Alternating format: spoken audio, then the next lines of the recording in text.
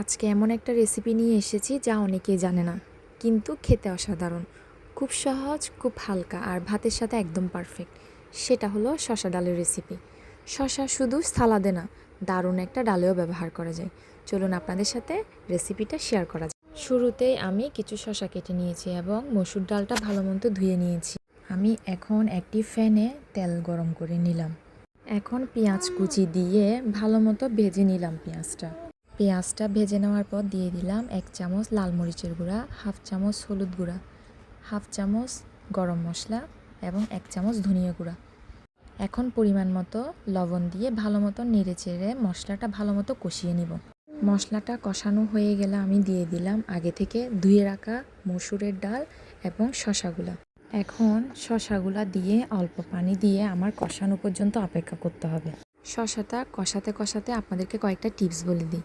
ডালে শসা দিলে শুধু স্বাদই নয়, হজমও ভালো।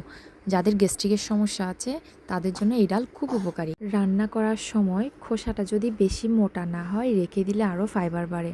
চাইলে ট্রাই করে দেখতে পারেন। অনেকে ভাবে শসা শুধু সালাদ হিসেবে খায়, কিন্তু শসাটা রান্না করলে অনেক স্বাদ হয়, এটা অনেকেই জানে না। আপনাদের সাথে কথা বলতে বলতে আমার শসাটা কিন্তু প্রায় হয়ে এসেছে। দেখুন, ডালটাও সেদ্ধ হয়ে গিয়েছে এবং শসাটাও সেদ্ধ হয়ে এসেছে। চলুন এবার আপনাদেরকে সার্ভ করে দেখাই। এই যে আমার তৈরি শসা রেসিপি। ব্যাস, গরম ভাতের সঙ্গে পরিবেশন করুন এই মজাদার ও স্বাস্থ্যকর শসা ডাল। একেবারে হালকা আর স্বাদে ভরপুর। ভিডিওটি ভালো লাগলে অবশ্যই লাইক দিন, শেয়ার করুন এবং আমার পাশে থাকুন যাতে নতুন রেসিপিগুলো মিস না হয়। আল্লাহ হাফেজ।